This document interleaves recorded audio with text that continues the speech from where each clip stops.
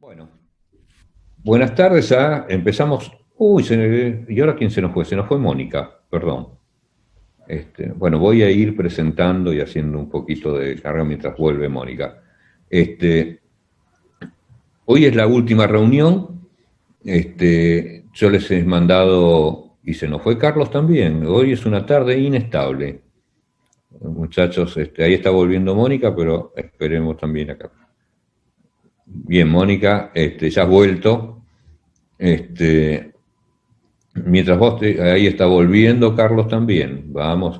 Ya pobre Nacho ya tiene laburo de borrar este arranque, porque yo arranqué a grabar justo cuando se nos fueron. Pero bueno, arrancamos de nuevo. Esta es la última reunión. Hoy vamos a tratar justamente los temas. El título de la reunión era los textos apocalípticos, pero más bien sacándole alguna P y algún prefijo para quedar en los textos políticos. Y el primer texto que les mandé a ustedes para esta reunión era el texto de Doberti, que se llama La Cuarta Posición. Antes de preguntarles a ustedes qué vieron en ese texto, yo lo enmarco un poquito. Ese texto fue elaborado por Doberti cuando aparecía la posibilidad o fantasía de que Roberto fuera decano de la facultad. Tenía ciertas posibilidades de ser decano de la facultad. Y fue el único tipo que se tomó el laburo de plantear su visión sobre la disciplina y sobre la carrera de arquitectura y de los diseños, y su visión sobre la enseñanza de ellos en este texto que se llama La Cuarta Posición.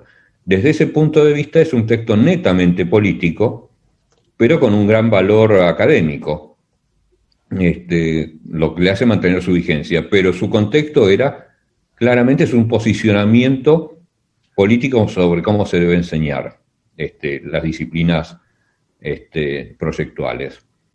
Y como justamente es sobre las disciplinas proyectuales, lo primero que plantea es la identidad de la disciplina frente a la tríada, como la disciplina, en realidad, más que la disciplina, como campo de saber, como campo de conocimiento, como campo de saber, frente a la tríada tradicional o la díada más tradicional todavía de ciencia, arte y tecnología. La segunda parte del texto habla un poco más de las lógicas de la facultad, esas tres lógicas que trabaja ahí, que son la forma, la función y la tecnología, que por ahí no necesariamente es válido para generalizar, pero sí la primera parte, y después comentaremos algo sobre la enseñanza y la investigación que está en la última parte del texto. Entonces sí, les pregunto a ustedes, ¿cómo lo vieron el texto? ¿Qué les pareció? A mí me pareció un texto muy honesto de parte de él porque se está posicionando con relación a la disciplina muy bien, muy claro, muy fuerte, digamos. Eso es lo que me pareció a mí, ¿no? Obviamente yo no soy del campo de la arquitectura, pero bueno, la lectura fue, ¿no? Como dice ese adagio latino, todo lo que se recibe por modo de quien lo recibe. Yo lo recibí así.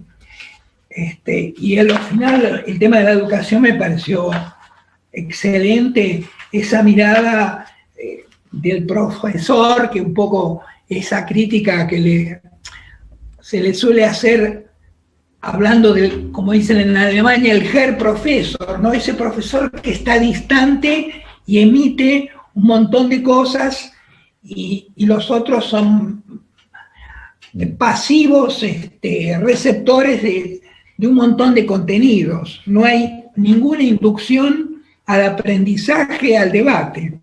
Uh-huh. Bien, sobre eso voy a fue estar lo que después. Me choqueó más.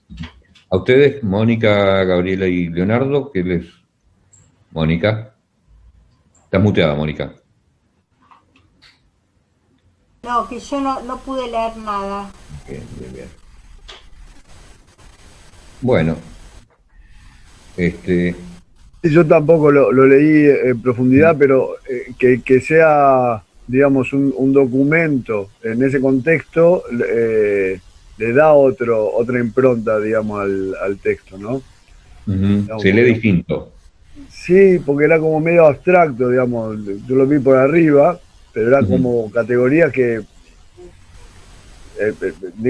mi relación inmediata iba a la teoría del habitar y me costaba un montón hacerlo entrar la teoría del habitar en esto que es mucho más amplio. Tal cual. Aparte, en ese texto lo que él plantea es que en ese momento lo que plantea es que las disciplinas del proyecto tienen una especificidad que va más allá de la mera inter, multi y transdisciplina. Él plantea la autonomía sin dejar de dialogar con la ciencia, el arte y la tecnología, pero plantea por eso una cuarta posición en un pie de igualdad con ellas y con una identidad propia. Por eso dice que no es una interfase, no es una mezcolanza. Piensen que en ese momento también en la facultad se venía a debatir si debían incorporarse a la carrera de arquitectura, sobre todo, disciplinas como la sociología, la antropología, la psicología social, etcétera, etcétera. Y él lo que plantea es que no, que lo que hay que hacer es construir una teoría propia que dialogue con todas esas, pero que no sea un pastiche, una mezcolanza de ellas. Él dice muy bien, no es una interfase. Y el otro gran debate, y en realidad lucha política dentro del campo de la academia, es que justamente por esa indefinición de si arquitectura era ciencia o arte, o tecnología, resulta ser que siempre éramos mal evaluados en todos los campos del saber consagrado. Entonces, es muy difícil aún hoy, y sigue siendo un karma, pero en ese momento un logro de Doberti en gran medida fue lograr que existieran comisiones, ¿cómo se llaman? Las CAT, comisiones, no sé cuánto técnicas. Evaluadores.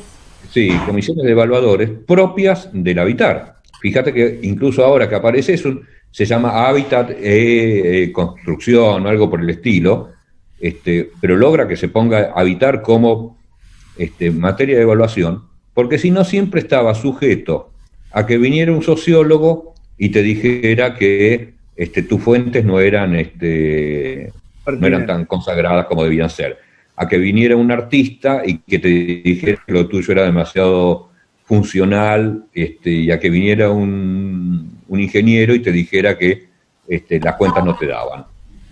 Entonces, siempre éramos víctimas en esas evaluaciones. Y justamente él detecta esto, que bueno, porque hay una autonomía de lo que es el proyecto. Al mismo tiempo, no al mismo tiempo, en realidad un tiempito después, esto se lo cuento como anécdota, yo les mandé a ustedes también el otro texto, el de proyectar el pensamiento o pensar el proyecto. Alguna vez yo le dije a Doberti en alguna charla de pasillo y de bar que para mí la política y el proyecto tenían algo en común, que era esto que yo planteo en el nivel significativo. Pero como prácticas, por eso un texto y otro no se deben leer como antagónicos, el de Doberti y el mío, sino que estamos hablando de distintas cosas. Él plantea 4 campos del conocimiento o del saber en un pie de igualdad. Yo lo que planteo es que en tanto prácticas sociales, ejercicio de la práctica y significación de la práctica, hay solo 2 prácticas sociales que tienen por sentido la transformación del mundo. ¿Qué quiero decir con esto? Que el arquitecto o el diseñador que no transforma, no es. Por eso hablo del deber ser. Si un arquitecto hiciera el mismo edificio con la misma maestría que la Biblioteca Nacional, no sería un proyectista. Sería un reproductor de testa, un muy buen reproductor, pero no haría más que reproducir el sistema. En la política pasa lo mismo, muchas veces decimos, y de muchos políticos, que son buenos gerentes. El gerente es equivalente, el tipo que reproduce el sistema tal como está y no transforma, en este caso sí, el campo propio de las transformaciones de la arquitectura y el diseño es el mundo material, el mundo físico. Y el campo propio de las transformaciones que produce la política es el campo de las relaciones sociales, de las relaciones de poder, de las relaciones económicas. Pero ambas, si no transforman, no son. Cosa que no obligación que no tienen el arte y la ciencia, en tanto y en cuanto son miradas sobre el mundo. Pueden ser miradas transformadoras, pueden ser miradas que provoquen como consecuencia de esas miradas alguna transformación, pero no tienen la obligación de serlo, pueden ser también perfectamente reproductivas y complacientes, y por eso no dejan de ser arte y no dejan de ser ciencia. Y es más, muchas veces los científicos intentan negar esto. Para mí el paradigma de esto es esa frase dichosa de Marx, que pongo ahí, la tesis 11 de Feuerbach, donde dice, los filósofos se han dedicado a explicar el mundo cuando en realidad se trata de transformarlo. Con lo cual es una confesión de parte, ¿lo viste cuando dicen una confesión de parte y relevo de pruebas? Lo que está diciendo que sí, que la filosofía puede seguir siendo filosofía si no transforma. Él quiere transformar, pero no necesariamente la filosofía deja de ser filosofía si no transforma. Desde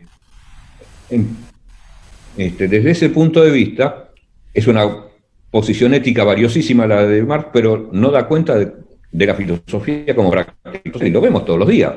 Hay excelentes filósofos que nos pueden explicar muy bien y dar otra mirada del mundo, pero eso no lleva en sí la transformación, no lleva en sí un proyecto. En ese marco, yo planteo entonces que hay una primer categoría, lo de primero atribúyanmelo a mí, pero bueno, un nivel en el cual el deber ser de la política y de las prácticas proyectuales y de las disciplinas proyectuales es la transformación. Una segunda categoría donde estarían la ciencia y el arte, que su misión es interpretar el mundo, interpretarlo desde lo racional o desde lo sensible, pero es una interpretación, es una mirada sobre el mundo. La mirada puede ser crítica, puede ser productiva, pero es una mirada del mundo de esas dos prácticas. Y después, la tecnología, y acá pongo a otra práctica que es también la gestión, son dos prácticas que necesariamente están subordinadas a estas otras. Digo, no hay disciplina artística que no tenga una técnica, no hay investigación científica que no tenga una técnica, no hay proyecto político que no tenga una forma de gestión, y también hay gestión y técnica en las prácticas de la arquitectura y el diseño. Pero no existen por sí mismas. No existe un voy a hacer tecnología. ¿Qué vas a hacer mañana? Voy a hacer tecnología. No. Ya te dejo, Gabriela. No pueden autonomizarse. No se gestiona a la nada ni se tecnologiza por tecnologizar, digamos. No se hace técnica pura. Siempre es técnica de algo. Dale, Gabriela. Sí, mira, lo que yo te iba a plantear es que me encanta tu categorización, pero con respecto al arte, no sé si estoy tan de acuerdo. No te voy a decir que el objetivo primigenio del arte es la transformación del mundo, pero sí que es la creación del mundo. Entonces, desde ese punto de vista, es más que transformador, me parece. No solo reproductor. ¿No, Mónica? Comparto. Bien. Me parece bien establecida la polémica. Yo creo que justamente, después voy a mencionar algo de esto, pero sí es una mirada que instala el mundo, como la de la ciencia también, o sea, las miradas instalan el mundo, Pero por ahí vale la pena. Termino, perdón, con lo anterior para terminar de redondear y voy justamente porque si no explicamos qué es el proyecto, tampoco estamos siendo lo suficientemente explícitos. Decía la técnica y la gestión. Fíjense que justamente vivimos en una época en la cual han tomado una magnitud, una preponderancia y un sobredimensionamiento, una sobrejerarquización de estas dos prácticas, de estas dos disciplinas, que justamente marcan su perversidad. Fíjense que si de algo nos quejamos es de la tecnocracia y la burocracia, que es cuando justamente estas dos se desligan del proyecto que las sostiene, toman autonomía y parece que gobiernan solas.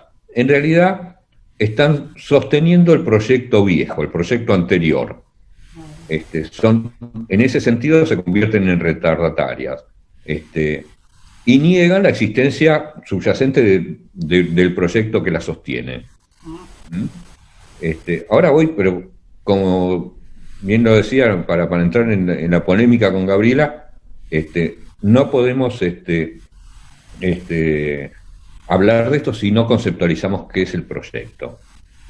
Creo que la vez pasada lo había mencionado, pero para nosotros es el proyecto, por lo menos mi definición es, el proyecto es la prefiguración, o sea, no es, bueno, lo digo completo y después voy parte por parte, es la prefiguración de una transformación y del camino para materializarla. Acá hay como tres elementos. Por un lado, la prefiguración. El proyecto no es, lo voy haciendo a medida que lo voy construyendo. Proyectar es poder imaginarse un futuro distinto. Esto que veíamos en el circuito, en esa reinterpretación que hago del circuito de producción y apropiación. Poder imaginarse cómo va a ser el mundo después de esa transformación. Pero imaginárselo antes, dibujarlo, no materializarlo, sino todo lo contrario, poder tener la imagen antes de que eso suceda. Eso es la primera parte del proyecto. La segunda es, bueno, esto de la transformación. El mundo después del proyecto tiene que ser distinto. No es una mera reproducción. Y lo otro es también del proceso o del camino para llevarlo adelante. Eso también está prefigurado en el proyecto, porque si no es mero sueño, utopía. Hay muchos autores que han escrito utopías, pero la utopía no tiene el requisito de pensar el método y el proceso para llevar adelante la transformación. En cambio, me parece que el proyecto, y acá sí es donde ya nos extendemos del mundo del mero proyecto arquitectónico o industrial o gráfico, y nos podemos extender hasta el proyecto político, es también eso, la prefiguración de una transformación y del método para llevarla adelante. Perdón, que te interrumpa. Dale. Yo escribí un libro, por ejemplo, y, digamos, una novela no es un proyecto. Pero no sé cómo encuadrarlo de este modo, porque es la historia de un empresario. Yo le tomé varias entrevistas con un grabador, y después de todo eso, de ese relato, construí una historia en base al relato. No sé si se podría definirlo dentro de esta categoría de proyecto, porque acá, en realidad, lo único que hice es armar una historia sobre un relato. No transformo más, o sea, le di cuerpo a una historia, ¿no? Por eso el tema del proyecto, me pareció no sé, en este momento que no era un proyecto. Esta historia de vida, era una historia de vida, era que yo la tuve que armar en base a un relato, no me lo contó en forma así secuencial, sino tuve que ir buscando y armando este relato. desde ese punto de vista, Por- lo que contás dentro de mi categoría estaría más dentro de una artesanía o algo por el estilo, que lo vas produciendo a lo medio. Hay pequeñas instancias proyectuales, pero no hay un plan general. Vos no te planteaste, voy a escribir un libro sobre la mujer burguesa del siglo XVIII o XIX, no sé cómo era Madame Bovary, pero digo, hay algunas obras literarias que tienen un cierto nivel de proyecto, y hay otras que no necesariamente lo tienen. Gabriela, que me estabas también... Eh, yo sigo pensando en lo que te dije antes y me parece que el ejemplo que da Carlos, si bien él no lo tiene tan claro, igual tiene estos niveles de arte como política y como proyecto, por lo tanto, ¿no? En el que uno proyecta qué es lo que va a hacer. Si bien él no lo tenía muy claro cuando empezó, pero sí, el proyecto se fue modificando y después tiene un producto simbólico, ¿no? No material. En las artes plásticas podríamos decir que el producto es simbólico y material, porque a veces hay un objeto también. Pero desde lo que nosotros consideramos arte, si no se da este intercambio entre público, que es de alguna manera modificado y presentado esta nueva partecita del mundo que creó el artista, no se da el fenómeno artístico y no se da el arte, ¿no? Entonces, yo puedo producir una obra, dejarla en mi ropero, y eso no lo consideramos como arte. Yo creo que esta cuestión de la creación, y por lo tanto, de la creación del mundo, y por lo tanto podría equipararse a lo que vos planteás como modificación, ¿no? Ahí yo ahora voy a entrar un poco en tema, porque justamente lo venimos debatiendo desde la reunión pasada, entre la producción y la apropiación. Leonardo me quería preguntar algo. Sí, o comentar, porque me parece que cuando en el inicio de la clase encuentro una clave para todo este debate que estamos teniendo, ¿no? Porque estoy también tratando de posicionarme, y creo que es la cuestión de la multidisciplinaridad. Entonces, de algún modo, y por ahí esto es medio como una muleta que tengo, digamos, pensé en esta categoría de Heidegger que plantea el útil, ¿no? Para distinguir el objeto útil del objeto arte. Entonces, y en el medio hay un montón de otras cosas que uno podría configurar. Y me parece que si uno lo está pensando desde lo proyectual de la arquitectura, no necesariamente tiene que escindir la dimensión artística, pero hay una apropiación de un útil que tiene una finalidad práctica que Totalmente, es ineludible. Entonces, yo suspendería percepciones que tengo, digamos, de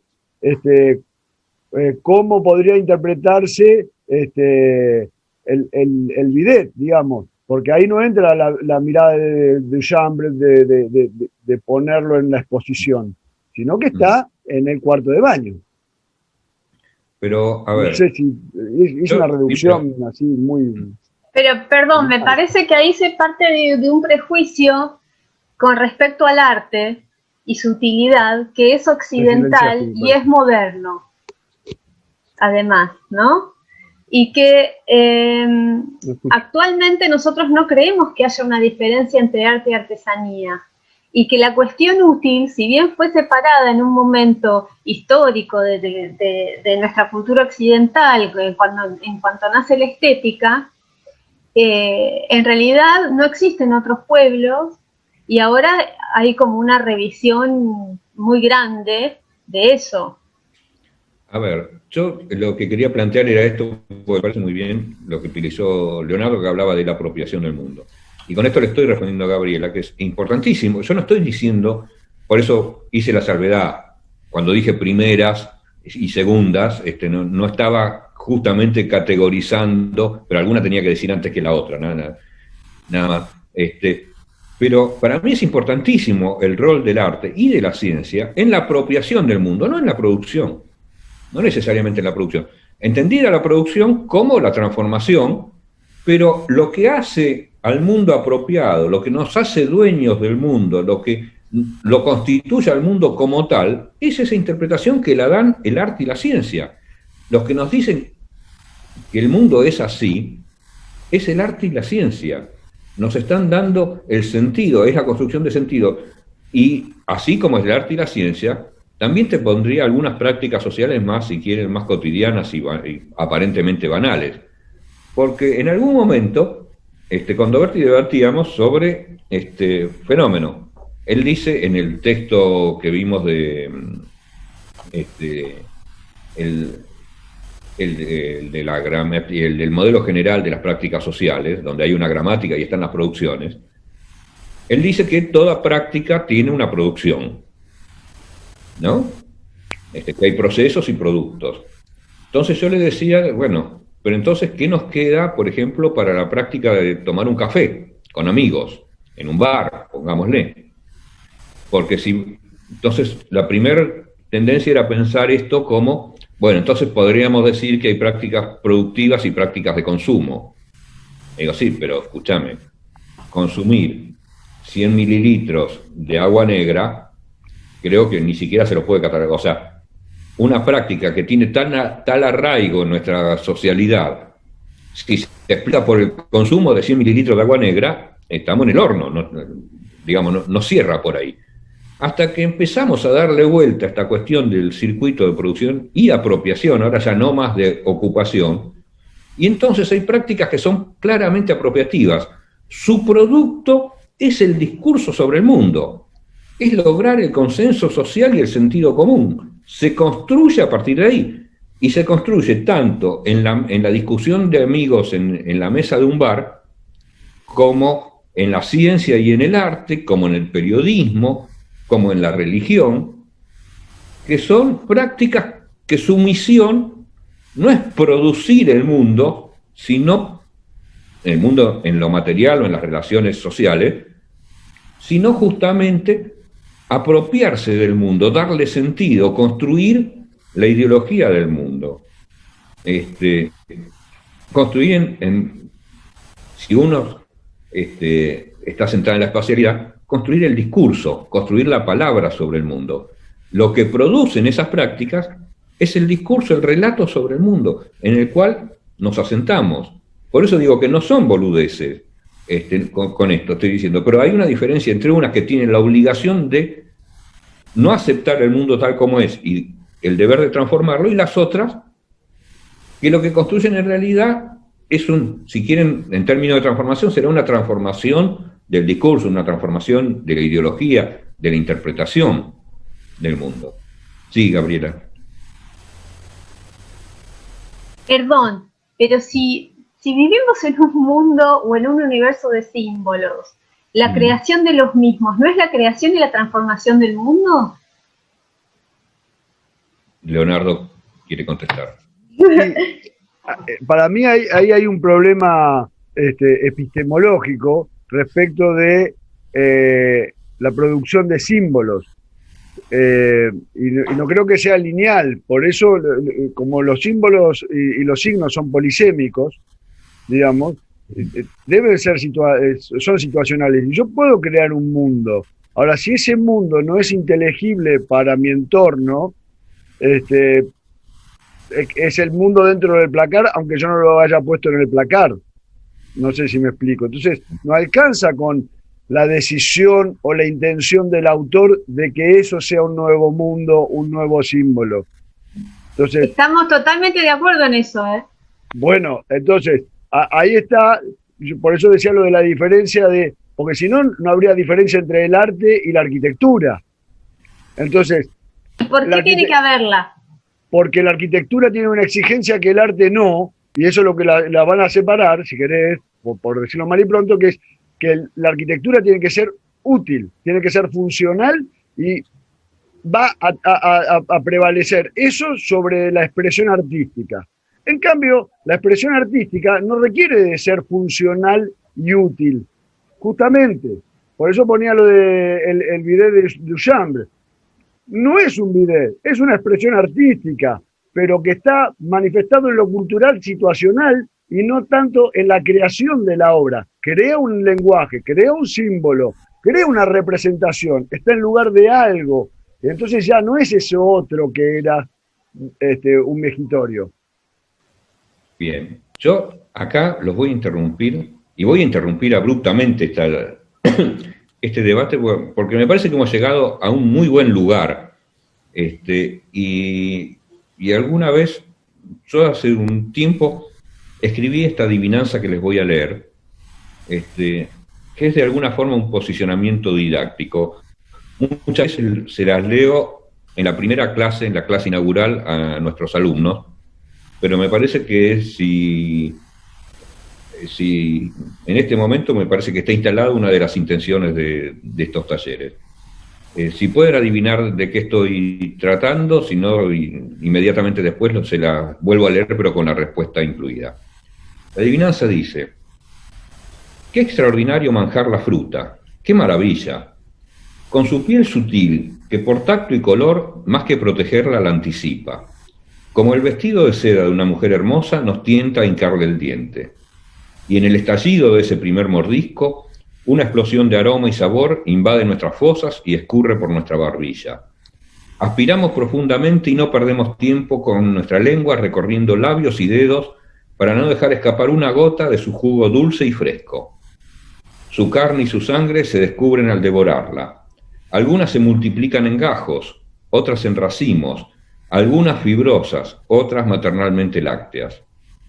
Si el granjero se apresuró a arrancarlas, su tono verde brillante anunciará acidez e indigestión.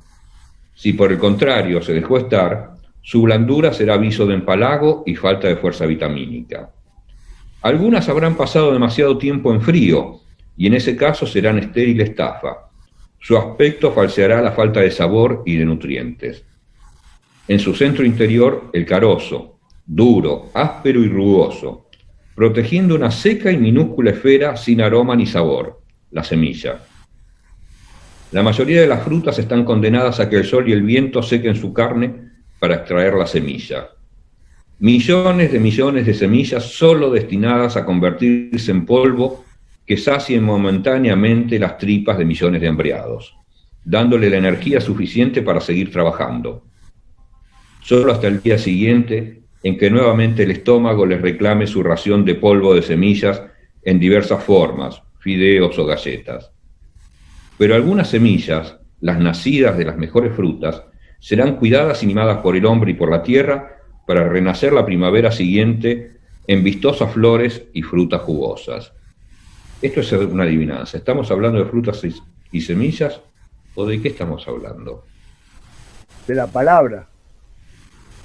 Bastante cerca. De la realización de proyectos. No.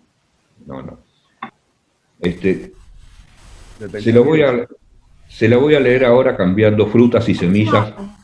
¿Cómo? De la educación, de la enseñanza. Algo tiene que ver.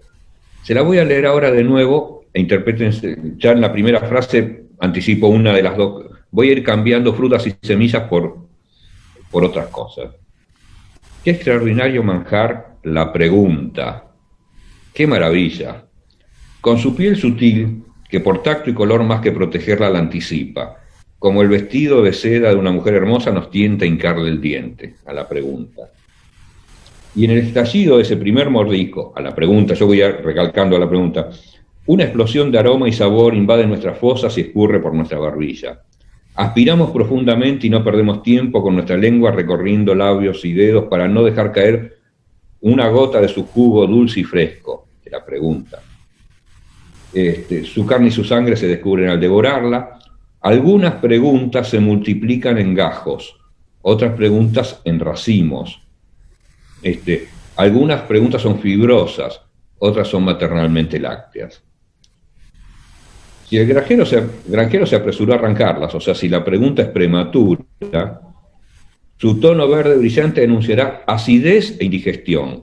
Hay preguntas ácidas e indigestas. Si por el contrario la pregunta se dejó estar, su blandura será aviso de empalago y falta de fuerza vitamínica. Hay preguntas que ya son viejas, que ya son pasadas, que ya están en camino a pudrirse. Algunas preguntas habrán pasado demasiado tiempo en frío. En ese caso serán estéril estafa. Su aspecto falseará la falta de sabor y de nutrientes. Hay preguntas que nos parecen por su aspecto que están bien y después nos damos cuenta que no tienen sentido. Y en su centro interior el carozo, duro, áspero y rugoso, protegiendo una seca y minúscula esfera, sin aroma ni sabor. La respuesta sin aroma ni sabor. Millones de respuestas solo destinadas a convertirse en polvo que sacie momentáneamente las tripas de millones de, llamémosle, preguntones. Respuestas para saciar esto, pero solamente duran hasta el día siguiente, donde el nuevo hambre de preguntas sean saciados por las respuestas. Algunas respuestas, las nacidas de las mejores preguntas, serán cuidadas y mimadas por el hombre y por la tierra para renacer la primavera siguiente en vistosas flores y preguntas jugosas. Con esto quiero decir que cultivemos las preguntas. Por eso lo frené antes. Cualquier respuesta que podamos dar a esta polémica no va a ser tan rica como el debate que hemos tenido en esto. En general, es cierto que uno cuando el docente da una respuesta o cuando el alumno encuentra una respuesta parece que se queda tranquilo. Ya está, encontré la respuesta. Si yo le hubiera contestado a Gabriela o le hubiera dicho tenés razón Gabriela o tenés razón Leonardo o tengo razón yo y no tienen razón ustedes, me parece que se hubiera perdido la riqueza de este debate. Y esto también, esto de multipliquemos las preguntas. De una buena pregunta hagamos 2, hagamos 3, hagamos un racimo de preguntas. Y mejorémosla, y la vez siguiente hagámosla mejor la pregunta. Me parece que eso es todo, digamos, es por lo menos mi posicionamiento ético didáctico, digamos. Planteo la didáctica de esta forma. Démonos el lujo de seguir cultivando las preguntas. Las respuestas después veremos, son siempre provisorias, siempre nos dejarán tranquilos un rato y tendremos que salir a buscar nuevamente las preguntas. Me parece bueno que con esto introduzcamos esto también sobre el tema de la didáctica. Me está quedando pendiente una cosita más sobre esta categorización de las prácticas sociales, pero ya que habíamos entrado un poquito, vamos a ir mezclando un poquito. La tercera parte del texto de la cuarta posición, donde justamente se plantea la cuestión de la enseñanza, la vamos a abordar en el segundo bloque mientras me caliento otro cafecito, pero dice algo muy interesante, que es sobre la enseñanza y la educación. Y dice algo muy revelador y también, él dice que son como dos caras de una cinta de Moebius, que nunca se tocan, pero sin embargo son indescindibles.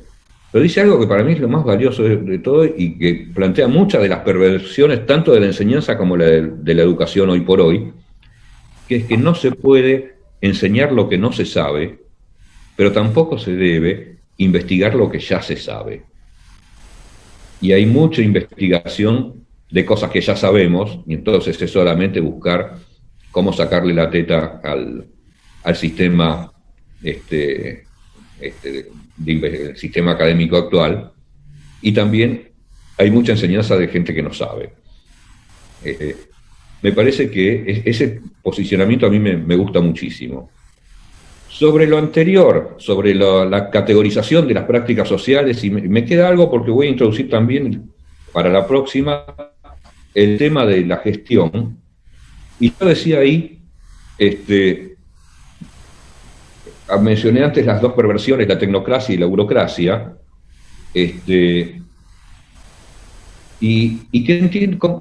¿cuál es la relación entre gestión y proyecto? Porque esto lo digo también, digamos, de mi experiencia y de mi laburo cotidiano en la gestión pública. voy a compartir un cachito en la pantalla. Es un pequeño dibujito. Ahí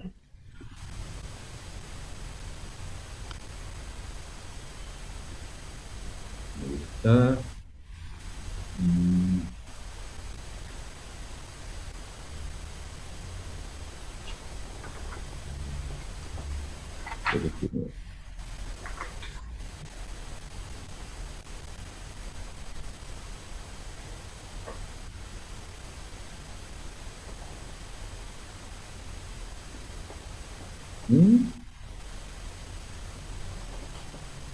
Me pregunten por qué no estoy.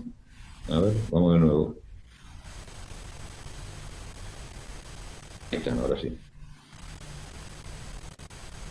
Bien. Yo diría que. Vamos a ver. ¿Qué es el proyecto? ¿Qué había dicho que era el proyecto? Digamos, es imaginar, vinculado con el circuito de producción y apropiación. Digamos que aquí abajo, vamos a poner un colorcito porque a mí me gusta. Digamos que acá tenemos una realidad, la realidad actual,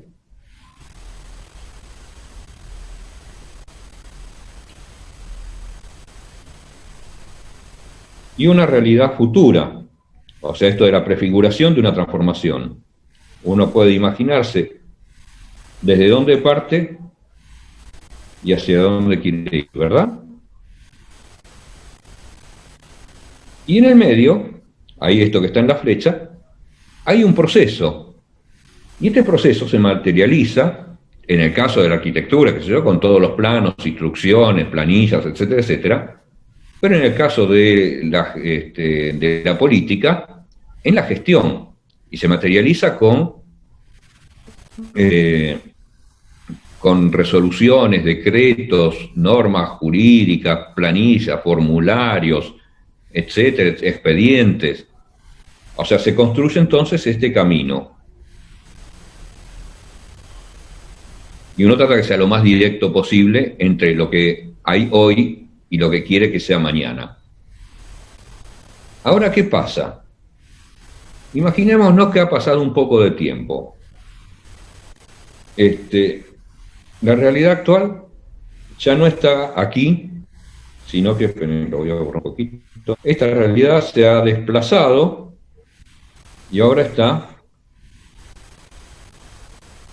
aquí, ¿no? Ha pasado el tiempo y la realidad ya no es como era hace unos años, y la realidad actual ya no está en el mismo lugar. Y también puede pasar que lo que queramos, el anhelo, el deseo, esa transformación que proyectemos, también se haya desplazado y ahora esté aquí.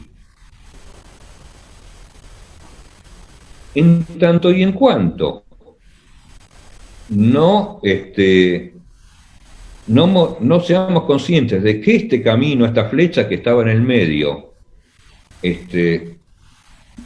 debe ser modificada nuevamente, que ese proceso debe ser modificado, se nos empieza a parecer que para llegar de un lado a otro, lo que hay que empezar a hacer es empezar a hacer atajos extraños. Hay que ver cómo se le encuentra la vuelta a la reglamentación, al expediente, a la ley, etcétera, etcétera. Eso es lo que yo considero la diferencia fundamental entre gestión y burocracia.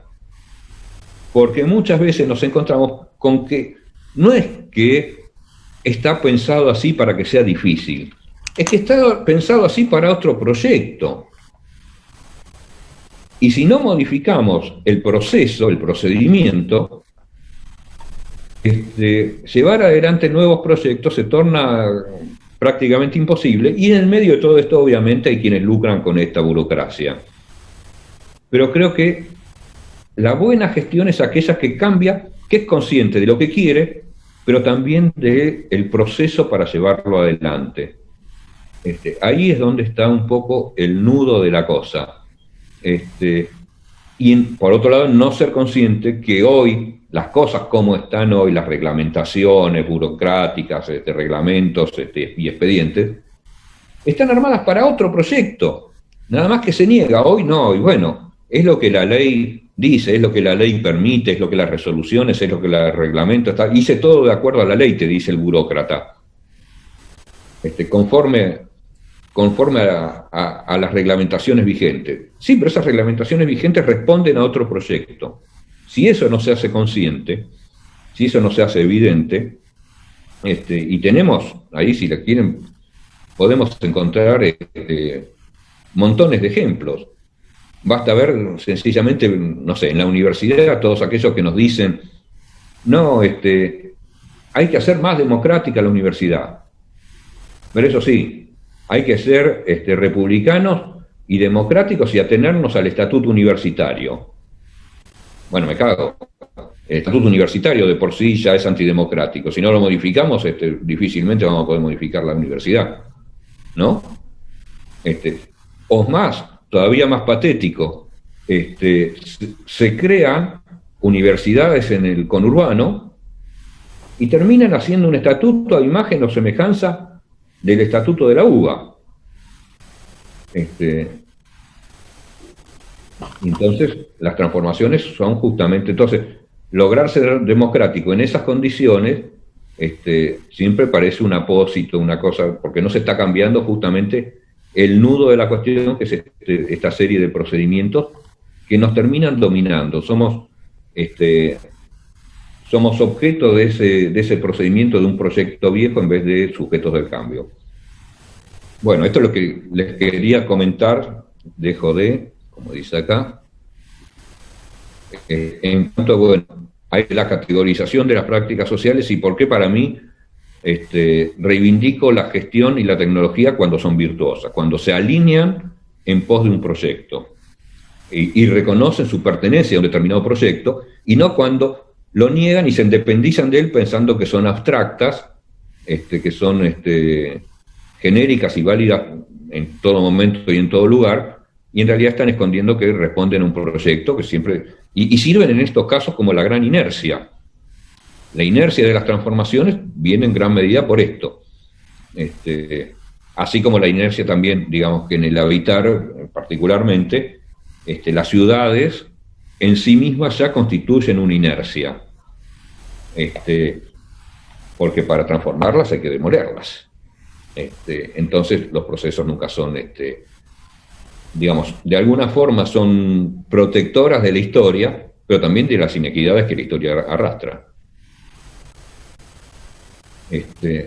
Sí, adelante, Leonardo. En este contexto que estás comentando, Juan Pablo, de la administración pública, digamos, y de un marco normativo legal, que es otro proyecto, a mí se me ha representado la idea de que eso en realidad es adrede para favorecer la discrecionalidad por sobre la legalidad. Entonces, te sacan el escudo de la legalidad, pero justamente cuando te están poniendo el escudo de la legalidad, obran discrecionalmente. Entonces, como está dentro de un marco legal, aunque no se pueda hacer desde un sentido práctico y funcional, terminan haciéndolo porque discrecionalmente encontraron el modo de hacerlo viable. No, pero perdón, es que discrecionalmente, más que discrecionalmente, es estando de acuerdo con el proyecto retardatario, con el proyecto reaccionario. Bueno, sí. O sea, lo que está planteado en esas leyes es el proyecto que les conviene a ellos. Sí, claro. Y entonces... Digamos, identificar democracia con neoliberalismo, por ejemplo, esto es una cosa que... Totalmente. O república con, sencillamente con ciertas reglamentaciones y no con la independencia de los poderes, por ejemplo. Y bueno, me voy a estirar también un poquito en esto para por ahí después el segundo bloque lo hacemos más corto, pero así no perdemos el hilo. Porque yo quería mostrarles también en algún punto que esto de la teoría del habitar a mí también me ha servido para pensar o sea, no es mera teoría, Roberti dice en muchos momentos que no hay nada más práctico que una buena teoría.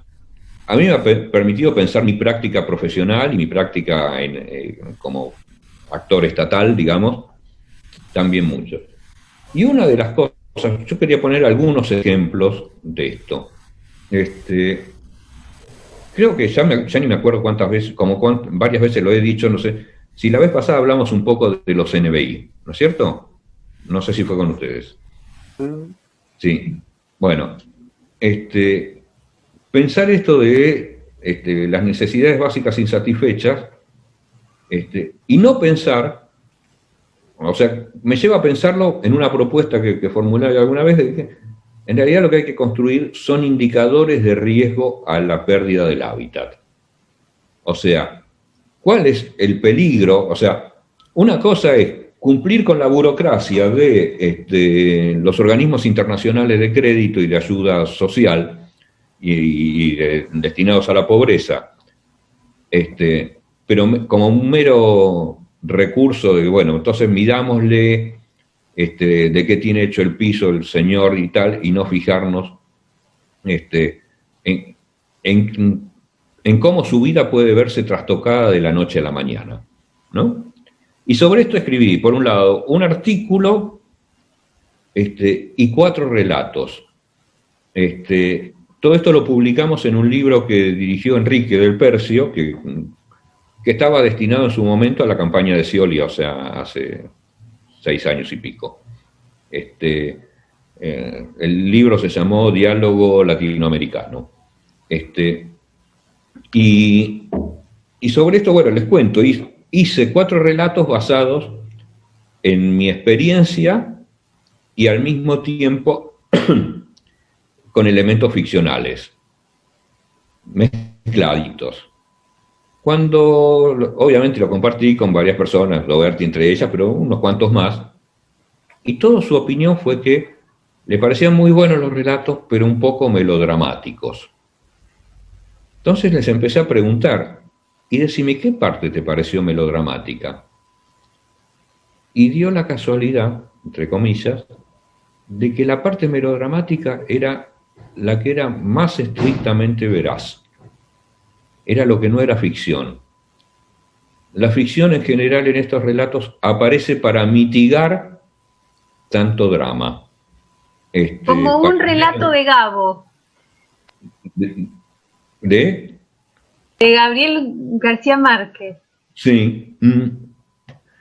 No sé cuánto de realidad. Nunca supe con García Márquez, nunca sé cuánto de. A ver, no estoy hablando del relato de Simón Bolívar, pero en los demás es difícil distinguir cuánto no es exuberante imaginación de Gabo y cuánto hay de realidad. No, pero él mismo dice Claro. que poco le tuvo que pedir a la imaginación, que todo lo que la gente cree que es imaginación, en realidad es realidad. Ah, bien. Lo dice en el discurso, claro. En el discurso de cuando recibe el premio Nobel. Eso está buenísimo, ¿lo tienen presente? No me lo acuerdo tanto.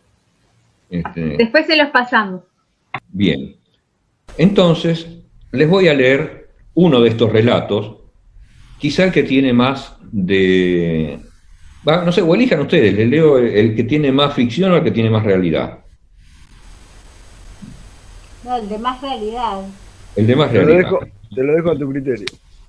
Bien. Con Karina Jelinek.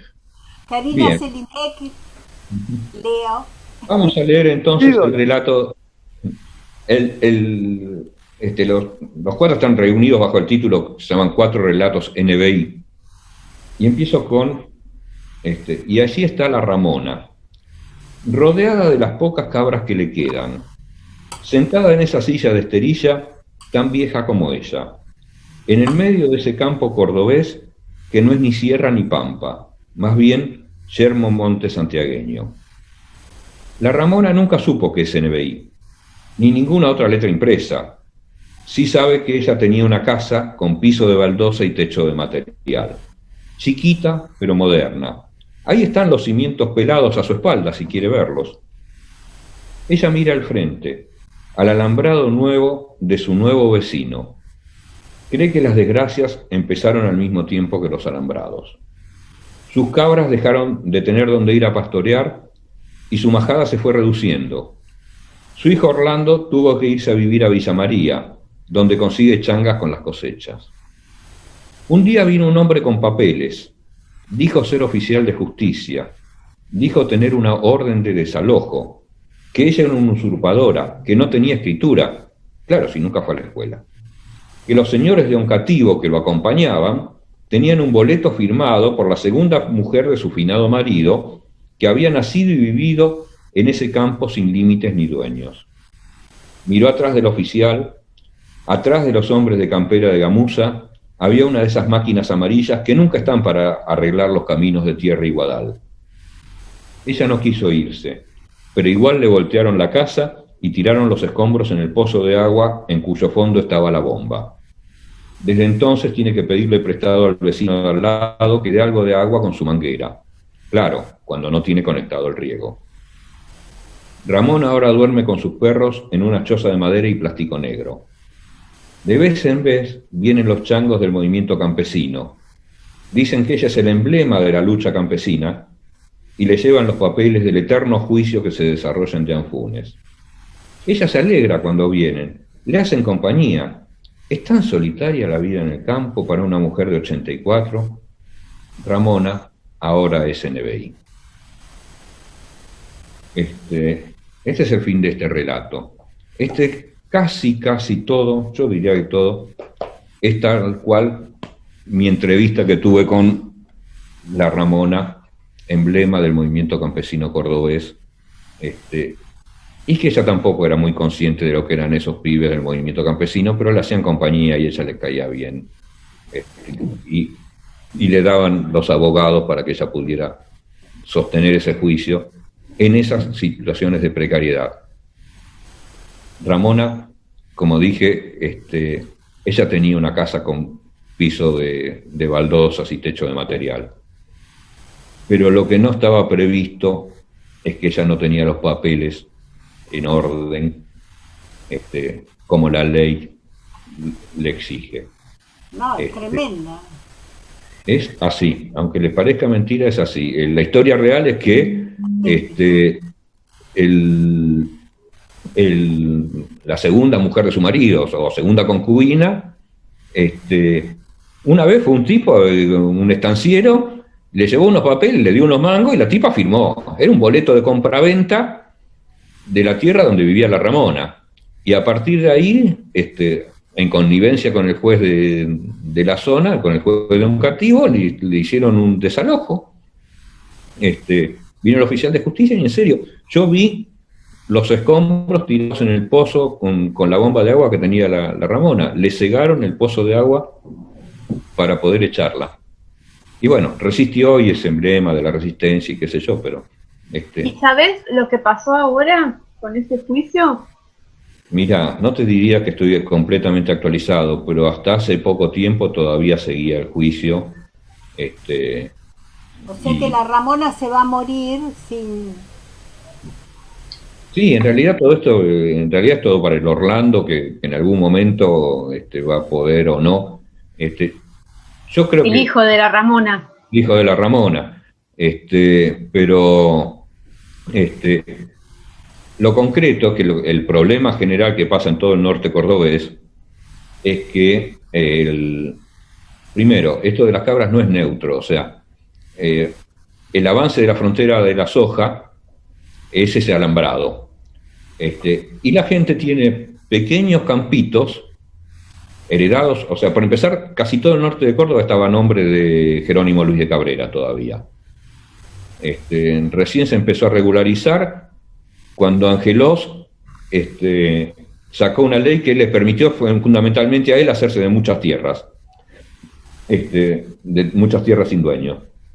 Pero bueno, con esa excusa todo se compra y se vende con boletos de compra-venta que en general pueden ser muy truchos, y según el poder que hace en juego. Pero fundamentalmente el modo de producción, la forma de vida, era que las cabras van y pastorean por ahí. La cabra nunca puede vivir en la pequeña chacra que tiene cada uno de los campesinos. En la medida que la soja, y en realidad ni siquiera la soja, la esperanza de la soja, porque estos tipos compran o se apoderan de campos, los alambran y esperan que pase el tiempo y que el desmonte les permita, porque también hay una ley que prohíbe el desmonte, así que hay que prenderle fuego y así tenemos la excusa para después poner soja en el medio y qué sé yo, pero ese alambrado impide que las cabras puedan ir. Entonces el tipo que antes tenía una majada de 100 cabras, hoy tiene una de 20, porque ya no están los campos vecinos a las que llevar sus cabras. Y digamos, el modo de vida, su modo de habitar, estaba en riesgo más allá de la calidad de su vivienda o si tenía agua potable o tenía cloaca, la Ramona. La amenaza estaba ahí. Hay otro relato que habla sobre la contaminación en el Dock Sur, que tampoco está previsto el riesgo ambiental de contaminación de su modo de vida. Otro relato también sobre el riesgo de inundaciones, y ahí me anclo más bien en algo más que fue en esa época la inundación de Luján, y ya no me acuerdo. Y el otro trata sobre la Villa 31 y el riesgo de desalojo de la Villa 31. Pero ninguna de esas situaciones está prevista en un índice de NBI. O sea, toda esa población no es población que pueda focalizarse dentro de lo que es NBI. O sea que, más allá de que le hayan roto la casa o no, ella igual sería NBI porque no tiene modo de subsistencia ahora, con el avance del alambrado, ¿no?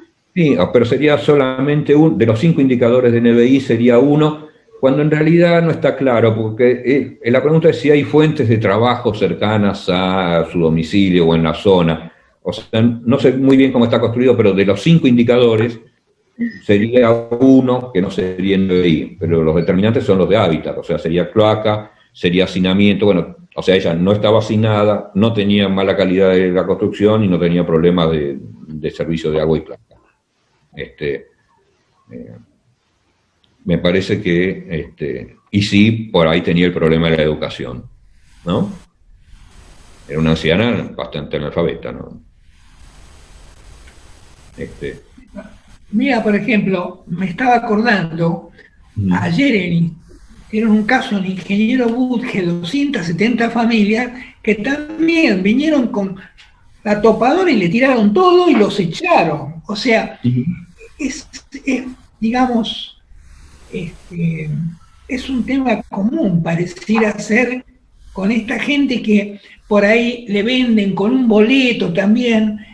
Ahora resulta ser que el tipo que les vendió con el boleto está preso, pero en realidad el mercado central es el dueño y los van a echar a todos. Gente muy humilde, realmente es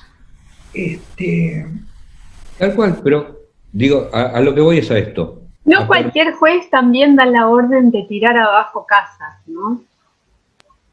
No, o sea, bueno. Hay todo un sistema ahí muy complejo. Perdón, cuando hablan de que ciertas provincias tienen sistemas cuasi feudales, no jodamos, Córdoba capital puede ser muy civilizada, pero conozco, por ejemplo, el caso de una trabajadora social y una psicóloga social empleadas del juzgado de menores de Anfunes, que denunciaron al juez por abuso de menores. Y el resultado fue que fueron echadas ellas del juzgado y le iniciaron una causa penal a ellas. No al juez. Bueno, pero digamos, eso es parte de lo que señalaba hoy como discrecionalidad, digamos, porque acá en Provincia de Buenos Aires también sucede, digamos. No hay que irse muy lejos de acá de La Plata para que... Pero en este caso yo sencillamente quería traer el ejemplo de cómo pensar las situaciones, tomar distancia y hacerse preguntas y pensarlas de cero nos permite actuar mejor en nuestras prácticas cotidianas. Quiero decir con esto, hay muchos bien intencionados que pensarían en, uy, le tiraron la casa abajo, hagámosle otra vivienda a la Ramona en, no sé, en la periferia de Córdoba capital. Y pensarían que con eso estaba solucionado el problema. Digo, sepámoslo como peronistas, que muchas veces hemos hecho cosas sin realmente ponernos a pensar sobre ellas, sin pensar en lo que hacemos. Yo pongo un solo ejemplo más categórico.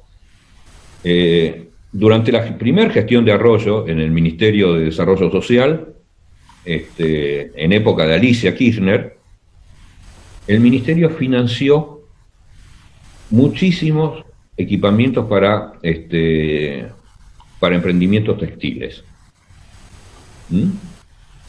Mucha guita se puso en maquinaria textil. Me la sé de memoria. Overlock de 3 hilos, overlock de 5 hilos, bordeadora, collareta, son 4 o 5 máquinas cada una de ellas de la mejor tecnología.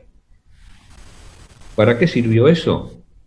Para el trabajo en negro y para la explotación humana, el nuevo modo de ¿cómo se llama? Sí, de esclavización. De esclavitud, sí. Sí, para que tengan claro, aparte les ahorró la inversión a esta gente, a los explotadores. Ahora ya el explotador no se tenía que preocupar si sus explotados, sus esclavos iban a tener maquinaria, ni siquiera les tenía que dar guita como para que pudieran comprarse una máquina como la gente. Tenían máquinas que producían más, y entonces como producían más, les bajaba el precio. ¿Qué es lo que falla? ¿Cómo? La cadena esa, ¿qué es lo que falla? ¿En dónde? En la cadena, ¿qué es lo que falló? Porque en realidad la compra está buena. ¿Qué es lo que falla de esa cadena? La protección. Yo creo que justamente el rol del Estado, te pongo el mismo ejemplo con el tema de las cabras. El Estado financió, y yo fui testigo, financió un frigorífico para caprinos en Teanfunes y otro en Río Cuarto. Ninguno de los dos pudo funcionar. ¿Por qué? Porque el negocio de la cadena caprina es que es en negro. Entonces, si el Estado, para que tengan una idea, de todas las cabras que circulan en el comercio, digamos que van y vienen, ya sea al matadero, ya sea a lo que va, una de cada, o sea, con una guía para uno, van 10 cabras. O sea, solamente el 10% está en blanco. Pero el Estado, si quiere administrar, en este caso la Municipalidad de Río Cuarto y de Río Negro, si quiere administrar un frigorífico, tiene que hacerlo en blanco. El Estado no puede hacerlo en negro. Entonces ya esos productores que van a ese frigorífico están compitiendo en desigualdad de condiciones porque sus precios son un 21% más altos por el IVA. Sencillamente por eso. Entonces no pueden funcionar esos frigoríficos porque están fuera de la lógica de ese mercado. En realidad lo que tendría que hacer es la AFIP alinearse con la política pública de apoyo a esto y perseguir a los que están en negro. Y en el caso de los explotadores el Ministerio de Trabajo y la AFIP debería perseguir, al mismo tiempo que financia la dotación para los emprendedores de la economía social, perseguir a los explotadores, porque si no, siempre es un mercado desigual. Digo, entre actuar con inteligencia y actuar como si uno fuera las señoras de la sociedad de beneficencia que evita hecho a patadas durante su gestión. Sí, Leonardo. Yo desde mucho tiempo estudié el tema de políticas públicas y escuela de gobierno de nación y de provincia, participé de formaciones de capacitación. Yo me cansé, la verdad, porque a Arroyo se lo dije en una de estas formaciones, porque lo tuve varias veces como docente Arroyo, y él estaba hablando de lo mal que había hecho el Estado en una serie de políticas públicas en una de estas oportunidades. Yo le levanté la mano y le dije, pero Arroyo, usted está hablando de reforma del Estado 1 y reforma del Estado 2, gobierno de Carlos Saúl Menem, y esas reformas las hizo usted en Flacho, con Filmo y Cabello. Me invitó a ir a retirarme. Entonces, la verdad, yo ahí acuñé este concepto. Un plomero que trabaja hace 30 años de plomero, pero deja goteras, ¿es un experto o simplemente tiene antigüedad?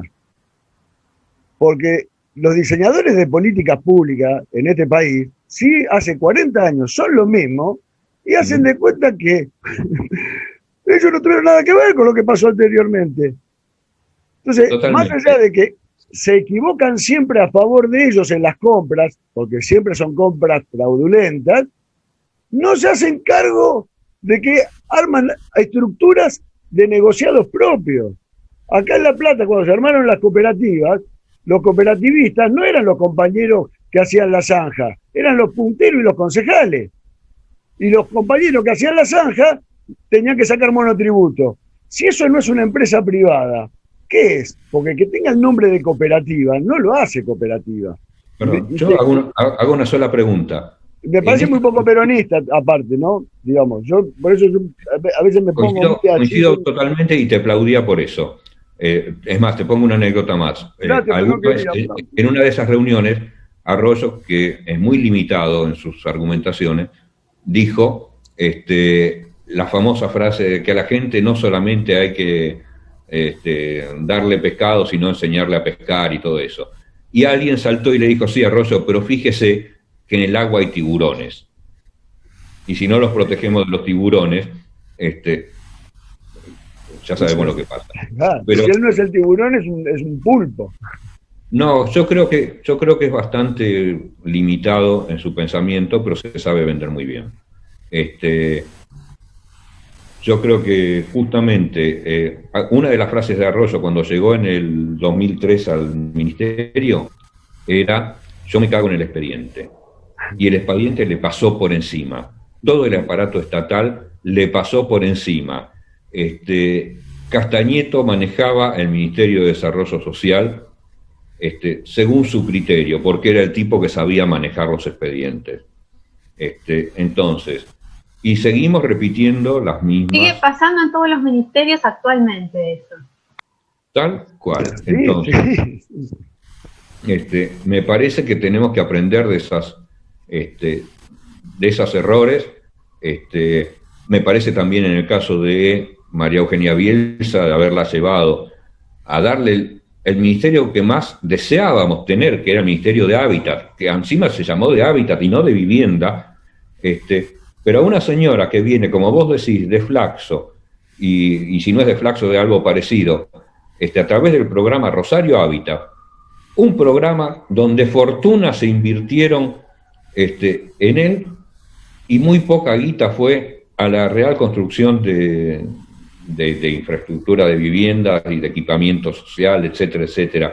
Y mucha guita se fue en consultores internacionales, en estudios de impacto ambiental, en estudios de trabajo social, en estudios de construcción de organización social, etcétera, etcétera. No sé, fortuna. Generalmente ninguno de esos programas, que muy bien Alicia Kirchner designaba como programas enlatados, por eso diferencio mucho lo que era Alicia de lo que es Arroyo,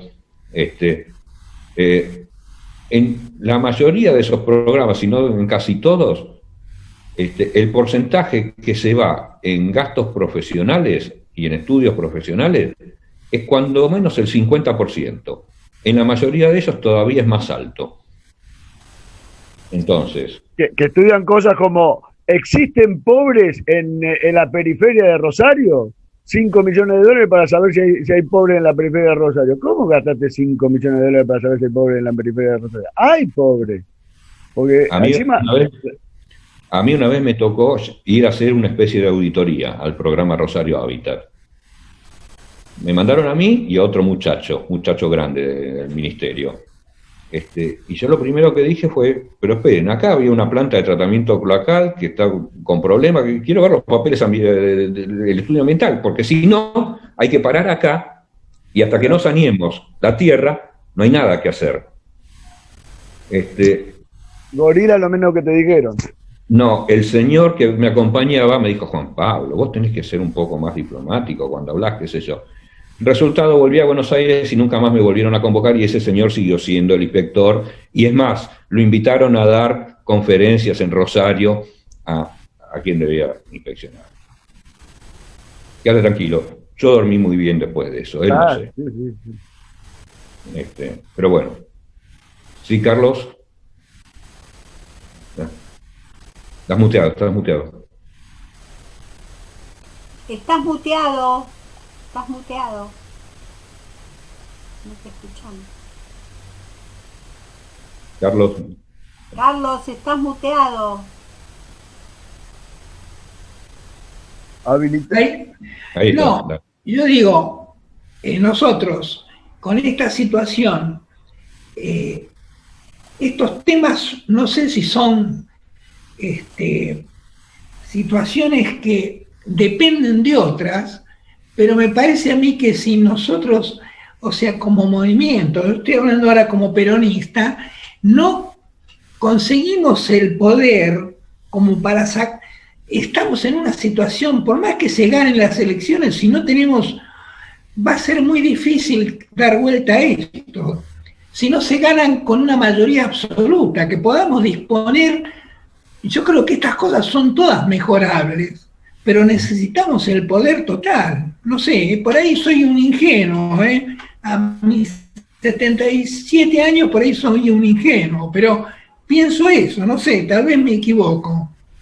Bueno, tal vez, digo, y abro el descanso para ir a la próxima, tal vez nuestros alumnos, nuestros discípulos, nuestros seguidores, podamos hacer pensar las políticas públicas más sanamente, porque yo creo que ninguno de estos tipos son perversos de por sí. Arroyo fue formateado, como vos dijiste bien, en Flaxo, y cada uno de ellos fue formateado en algún otro modelo. Quizá el modelo para formatear a los nuevos dirigentes tenga que ser, tengamos que nuestra incidencia sobre ellos. Les propongo esto, denme tiempo para servirme otro cafecito, son y 40 y 50 arrancamos de nuevo y le hacemos una cortita sobre educación y cierre, ¿les parece?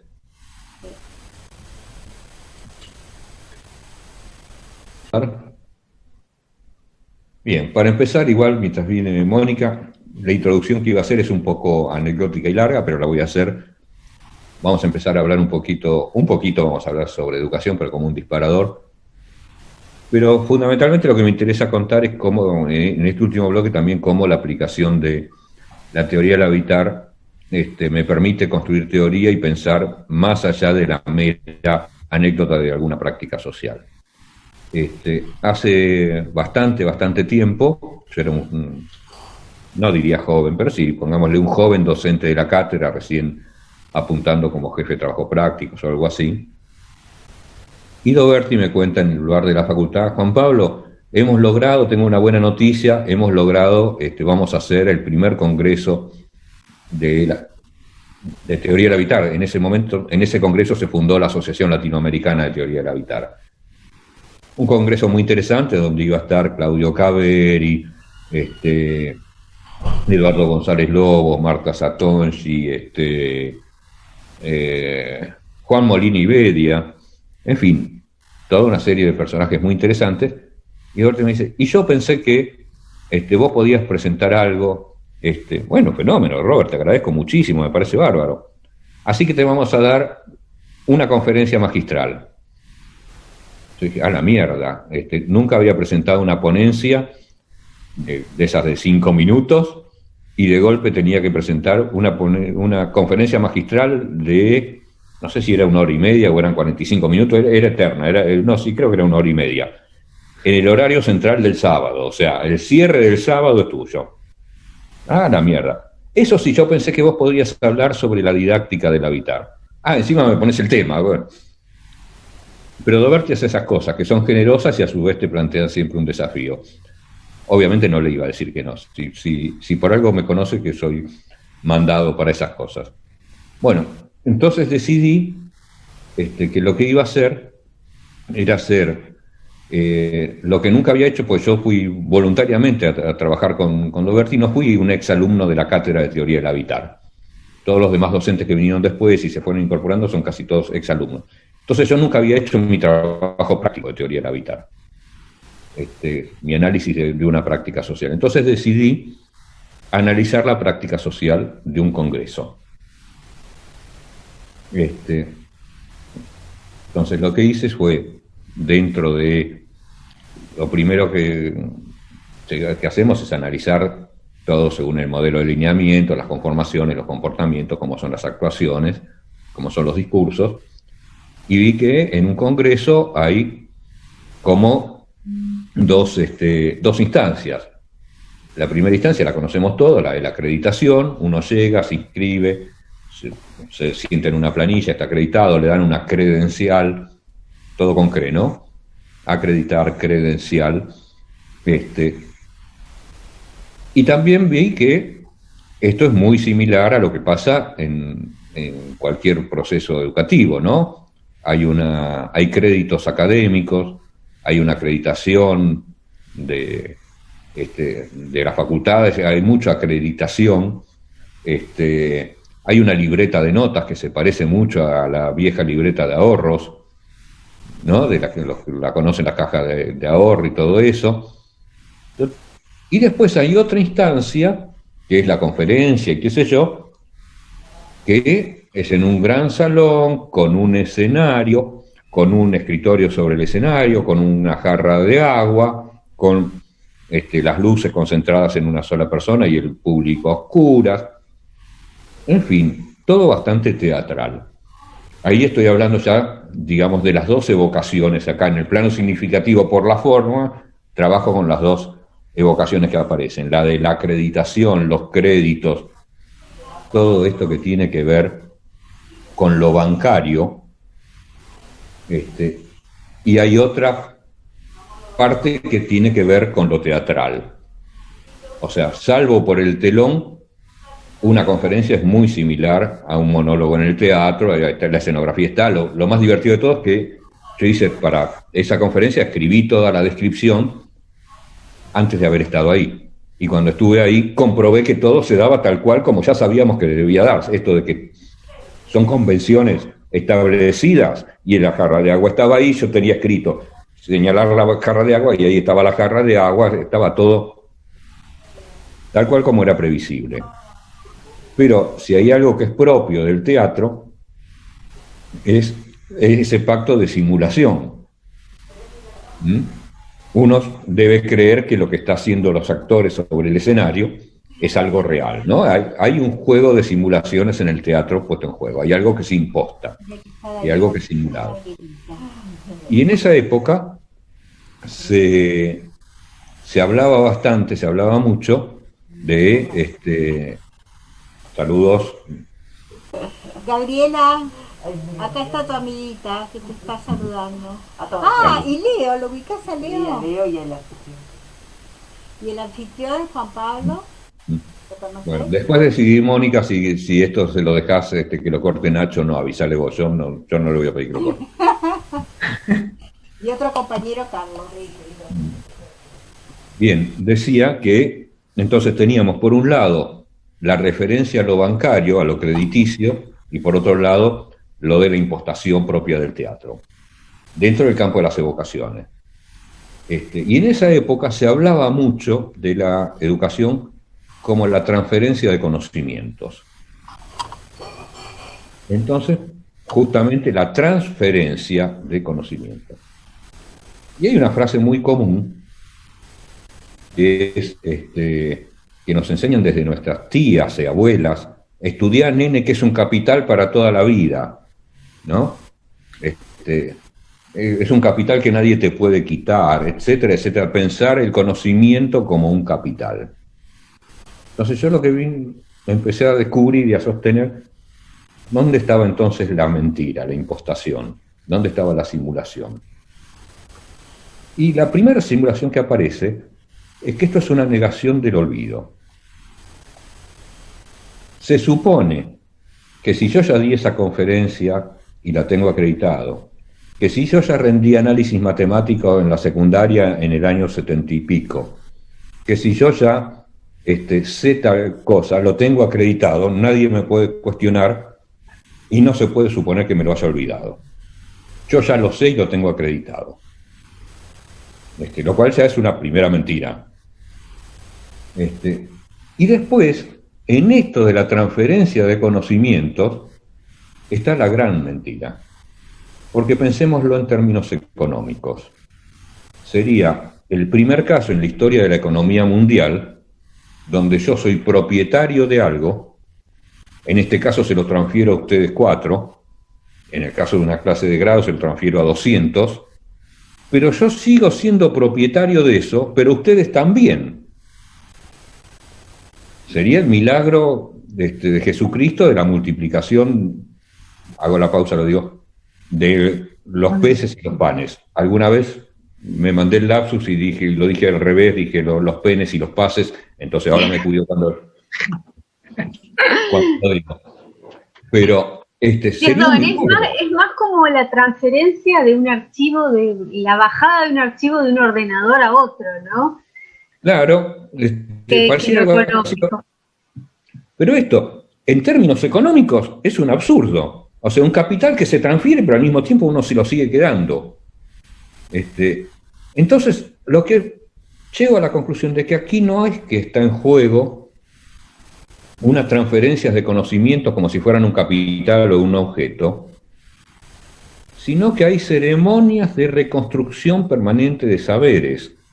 Yo lo pongo en juego, aquello que yo sé, lo pongo en juego con ustedes y lo transformo.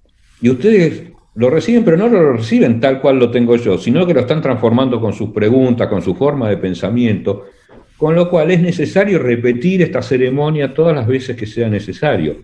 Es algo distinto, y esa es nuestra posición. Mi conferencia se basa en eso. Considerar que la ceremonia educativa no es una mera transferencia cosificada de conocimientos, sino una construcción y reconstrucción colectiva de saberes, y que se da y se renueva en cada una de esas circunstancias. En ese marco también esta vez preferí ir de mí a Doberti, y Doberti toma muchas cosas de estas y tiene algunas elaboraciones muy interesantes sobre cómo es nuestro sistema educativo. Y mencioné antes la diferencia de esta bifaz entre la investigación y la enseñanza, pero también, por ejemplo, él sostiene que nuestro sistema educativo se basa en la sospecha, se basa en el juzgamiento en ausencia, y se basa en la negación del derecho a legítima defensa. ¿En qué se basa cuando dice esto? Nosotros evaluamos, por empezar, quiénes somos nosotros para evaluar a los alumnos, pero además, bajo la permanente sospecha de que el alumno es ese que no va a estudiar y que se va a copiar. Entonces le damos tema 1, tema 2, tema 1, tema 2, sepárense, no miren al costado, no se copien. O sea, estamos poniéndolos en el lugar del culpable desde el arranque. Y después le ponemos la nota en privado, discutiéndola entre los docentes a lo sumo, o a veces su propio docente, sin darle derecho a defensa, que el alumno diga, che, pero me parece que eso no es así, o te traigo mi defensor para esto. Esto habla muchísimo de cómo es nuestro sistema educativo, y por ahí lo que quiero traer acá y agregar, como junto con la cuestión de la evaluación, es que nosotros ¿qué evaluamos? ¿Cómo juzgamos? ¿Con qué criterio tomamos a un alumno? Nosotros solo evaluamos el cambio de posicionamiento subjetivo del estudiante. O sea, que el alumno, después de pasar por nuestra cátedra, esté viendo las cosas de otra manera. ¿Cómo es esa otra manera? Dependerá de cada uno y de la subjetividad de los alumnos. Pero permitirnos que se corra de abrir el campo para que el alumno se corra de donde esté y esté en otro lado. Esto nos permite soslayar el bagaje previo. Puede ser un alumno que sea un alumno brillante, con notas maravillosas y qué sé yo, y al día, si cuando termina de cursar con nosotros, se fue y está exactamente igual de brillante y qué sé yo, ¿para qué le servimos a él? Para nada. A la inversa, a veces un alumno con una historia académica, curricular muy limitada, con pocas lecturas, un día te dice, pero esto, y entonces vos decís, ahí el proceso está logrado. Y por ahí lo que descubrió, lo que encontró, qué sé yo, era algo chiquitito así, pero para él es trascendente. Eso es lo que intentamos hacer y esa es nuestra postura en general con respecto a todo el sistema educativo. Con lo cual estoy diciendo también que somos muy críticos en cómo se administra hoy la gestión de estos saberes y cómo se desarrolla todo el proceso de evaluación. Por ejemplo, Roberto es muy crítico en esto de la evaluación. Él siempre me cuenta una anécdota que una vez un médico destrozó una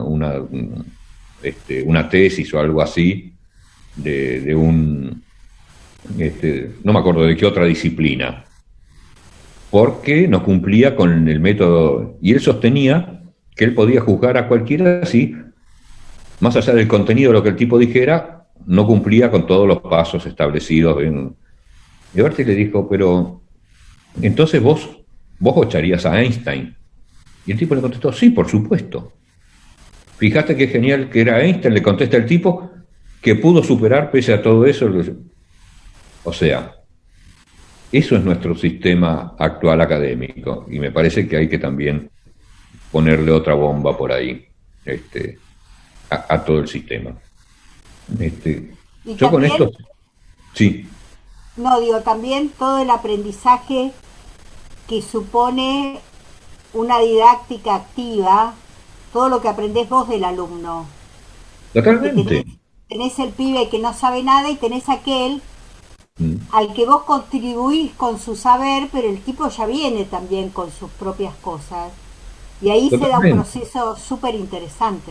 No solamente eso, a veces la pregunta del alumno, en eso Doberti es muy pillo, eso, en ese sentido es un viejo pícaro, y lo grabé.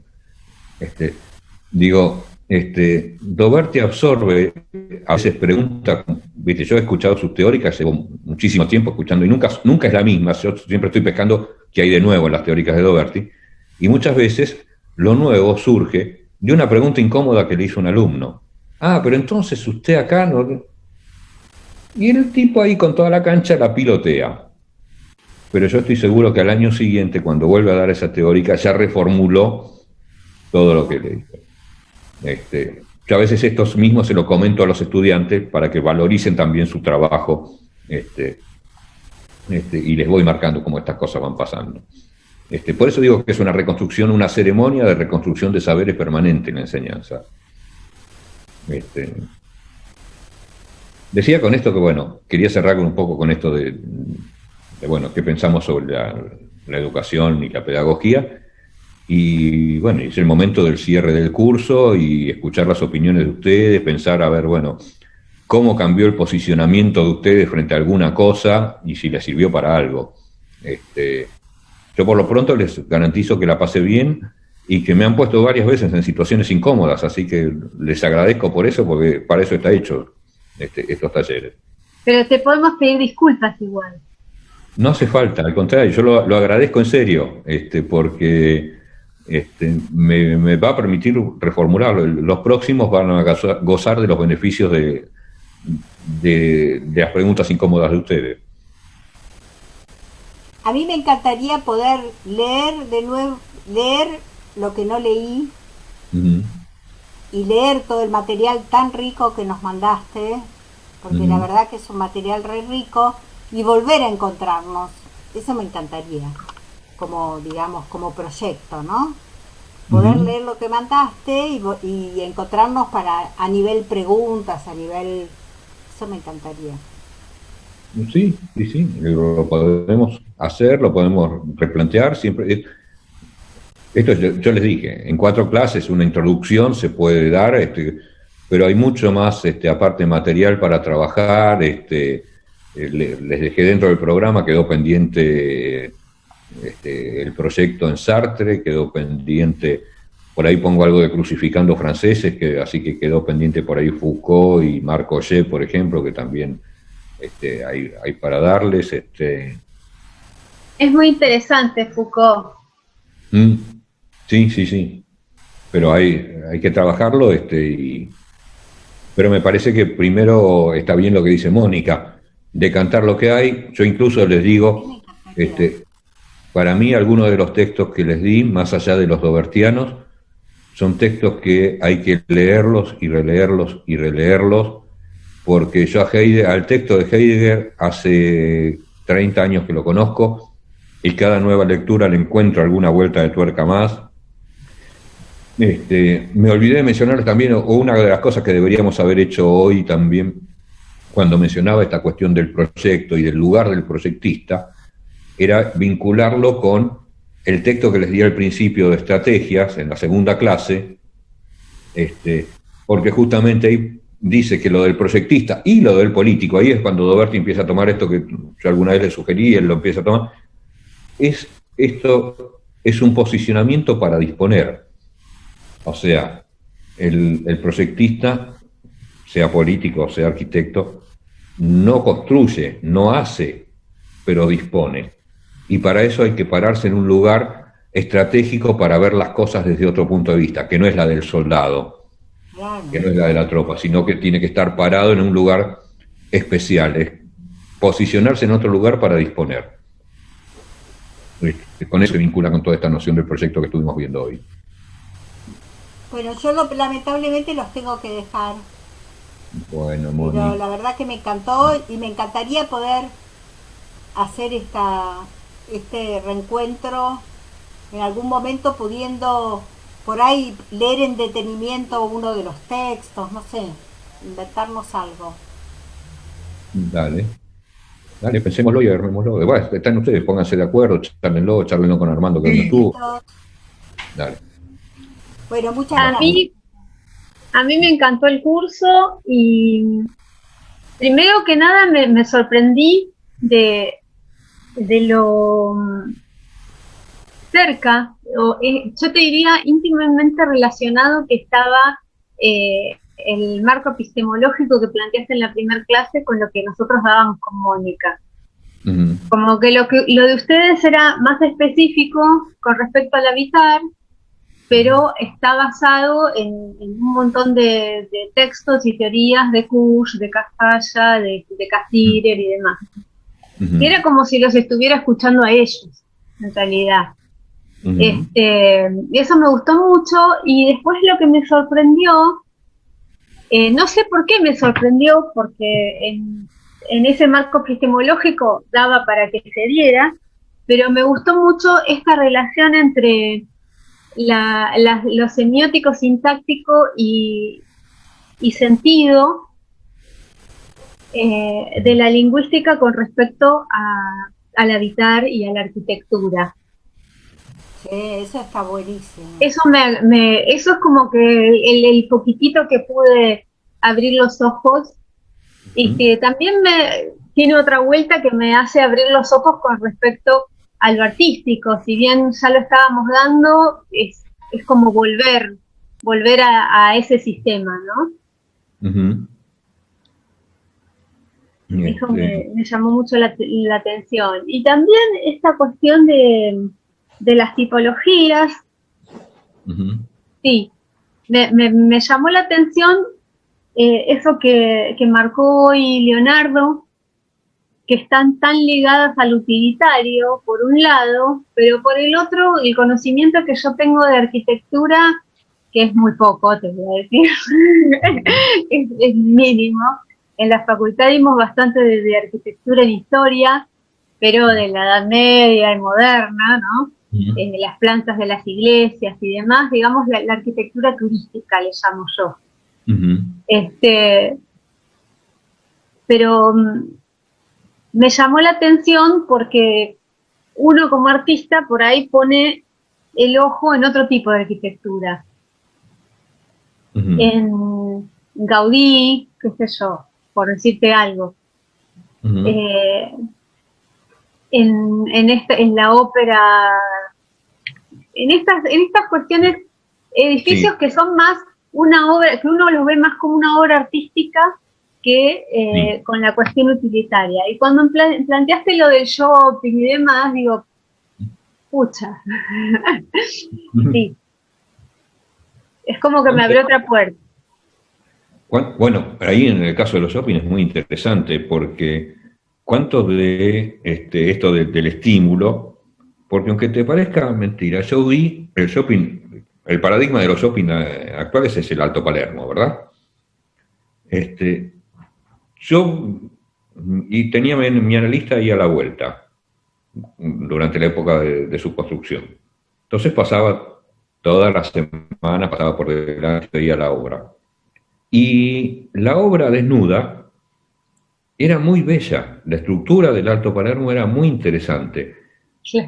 Y en el último mes, o en los últimos semestres, esa obra se convirtió, empezaron a forrar todas las columnas y vigas y qué sé yo, con palmeras y capiteles de plástico y de colores fluo, y se convirtió en lo que es actualmente. Pero estaba claro que parecía que era una obra hecha por un arquitecto como era Juan Carlos López, tiene una gran calidad como arquitecto, y después le dio el gusto a la publicidad, tal como decía, modo de producción, y le puso el estímulo. Y el estímulo es cosmético, pues está agregado a la obra en sí. Esa estructura era muy bella, era muy parecida al Palacio de Cristal de Paxton de principios del siglo XX.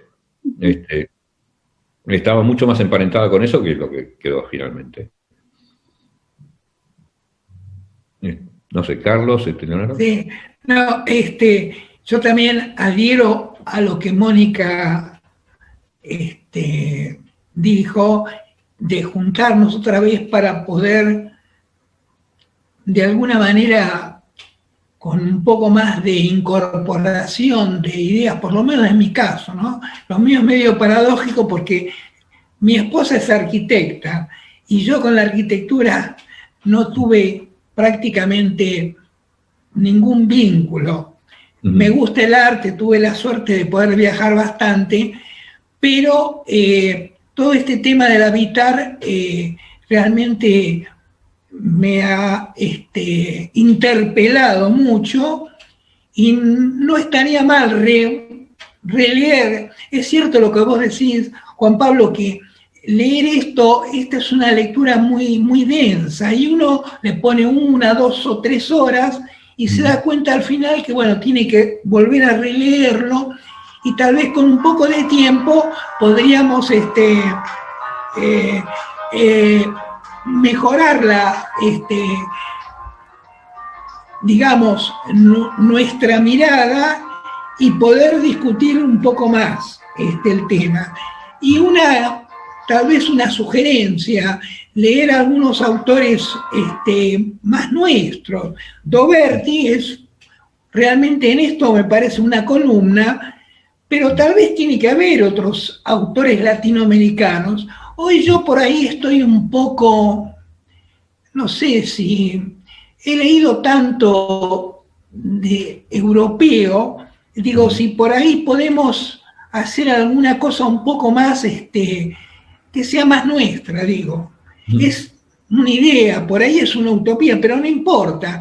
Yo estoy tratando de leer autores, lo tengo a Kusch como uno de los y a otros más que no los he leído por este prejuicio occidentalista, y entonces me parece que por ahí podríamos hacer algo en ese sentido. Sí, está claro que, bueno, que no sé si fui... Creo que la vuelta de tuerca de Kusch hay que hacerla. Yo la hago a través ya te digo, de Claudio Caveri, que fue un gran arquitecto nacional, que hace un intento desesperado de meterse en el campo de la filosofía política y de juntar a Marx con Evita, el pensamiento de Marx con el de Evita, pero al mismo tiempo hace una obra de arquitectura que justamente a Caveri hay que leerlo junto con las ilustraciones de su obra de arquitectura, completamente disruptiva con respecto a la arquitectura social, y aparte un arquitecto que hace cárceles, por ejemplo, es una cosa maravillosa. No es, pero yo lo que creo, para no sobrecargar el tema solamente sobre los textos, si hay algo que aprendí de Doberti, me estaba acordando ahora para mencionárselo, Doberti alguna vez me dijo: no hay nada más maravilloso de pensar todo de nuevo. Y me desafió a hacer una demostración del teorema de Pitágoras. Me dice: hay como 100 y pico de demostraciones del teorema de Pitágoras, y aunque no lo saques, vale la pena intentarlo. Todos sabemos que lo que dice el teorema de Pitágoras es que la suma de los cuadrados de los catetos es igual al cuadrado de la hipotenusa. Ahora, la mayoría de las demostraciones de manual de la escuela primaria están mal. En general se enseña como dogma. Y después de haberme roto la cabeza y darme cuenta de la dificultad que implica pensar el teorema de Pitágoras sin saber la respuesta, ponerse en el lugar de no saber la respuesta y construirlo, Doberti después me mostró una de la que a él le parecía la construcción, una demostración maravillosa del teorema de Pitágoras, sencillamente geométrica, sin ninguna cuenta, sin sacar ninguna cuenta, y una de esas demostraciones absolutamente evidentes. Digo, también y yo a partir de ahí aprendí también a tomarme la libertad, contra todo prejuicio, de pensar las cosas desde cero. Hay veces que más allá, uno leyó todos los libros, pero a veces hay que hacer, como esto que digo del congreso y de mi presentación en ese congreso, hay veces que hay que dejar todo lo que uno ya absorbió de todos esos autores, olvidarse de los autores y empezar a pensar la cosa desde cero. Más allá de que uno logre un resultado sorprendente o no, maravilloso o repetido o banal, el ejercicio de pensar de cero me parece que es necesario, importante. Es lo que nos permite posicionarnos.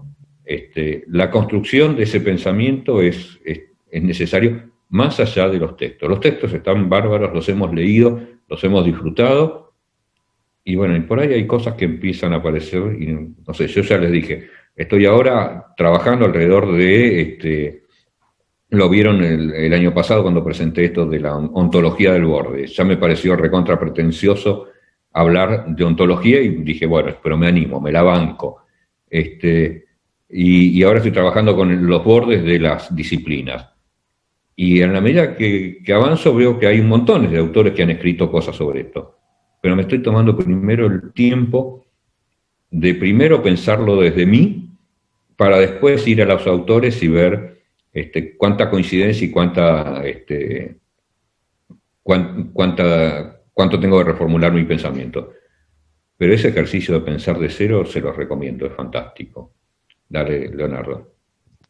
Juan Pablo, agradecerte. Primero agradecerte porque en lo concreto tengo dos cosas como para plantearte, digamos, en estos 4 encuentros, que es reconciliarme con mi historia y la relación con amigos arquitectos en el tema de por qué planifican la ciudad de los arquitectos o qué tienen que ver, discusiones que no siempre terminaron muy bien, porque yo no hice periodismo, sino planificación institucional y comunitaria, y me reconcilió con una mirada a favor de ellos.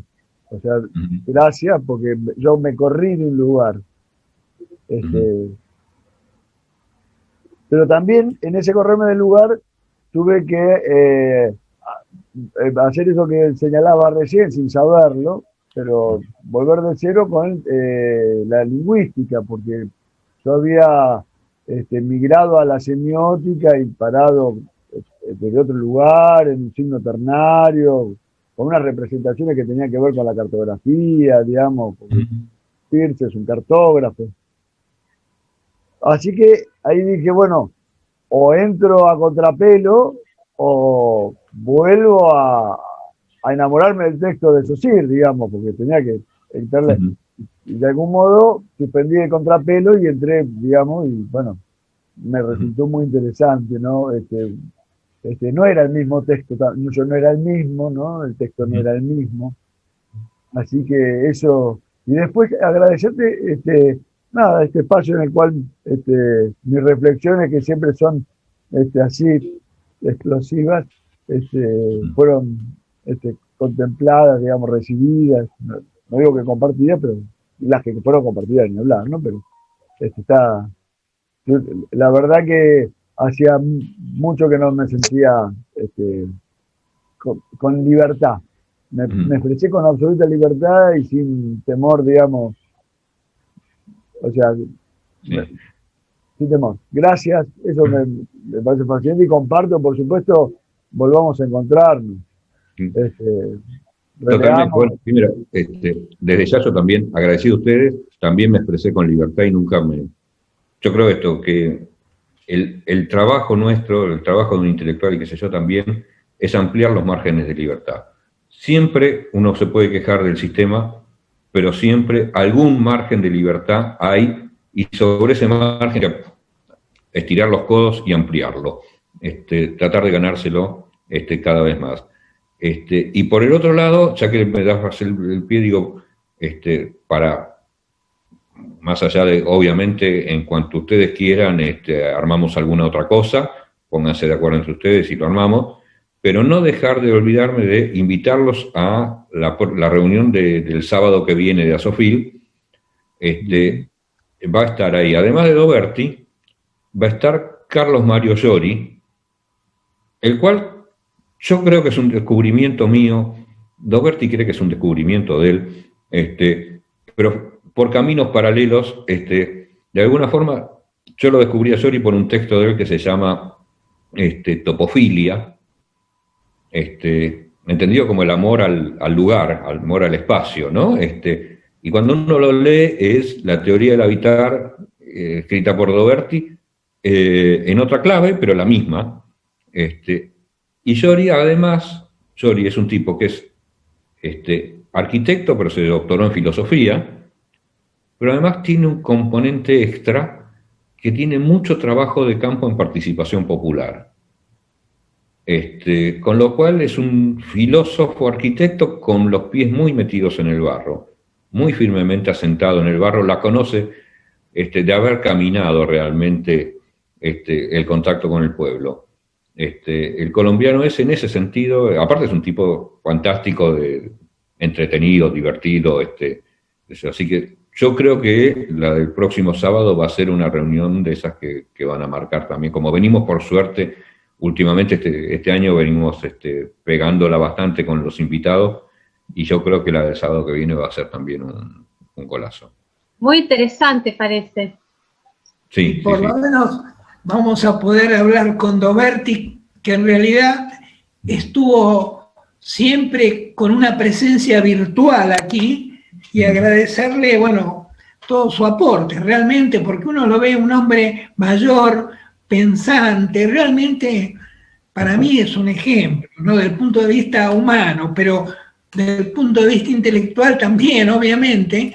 Entonces, todas las veces que lo escuché realmente he sentido profunda admiración por él, y esta vez puedo decir que tengo más elementos para hacerlo.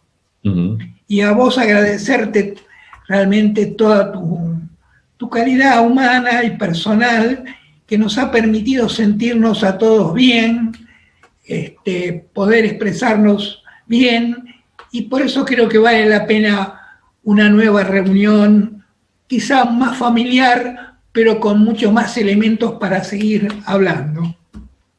Completamente de acuerdo. Hagamos este ejercicio.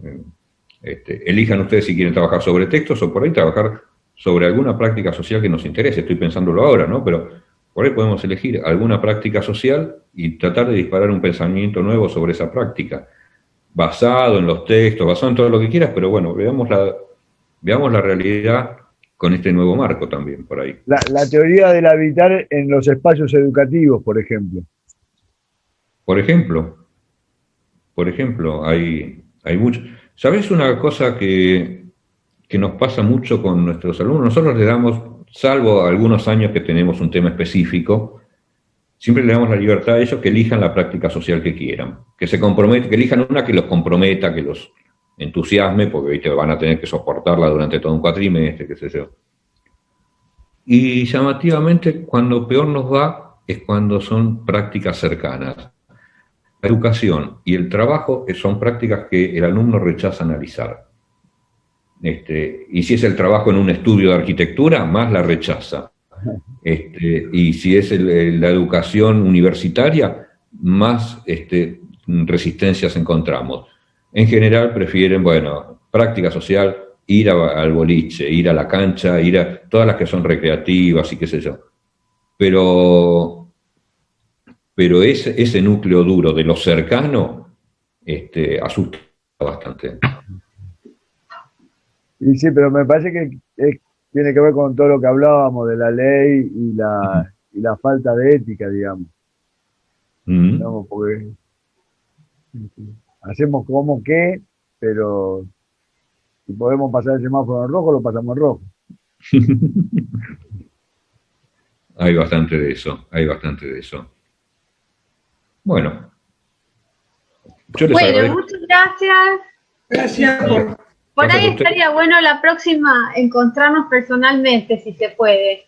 Ojalá, y esperemos que septiembre ya sea un mes distinto. Con las 2 vacunas encima.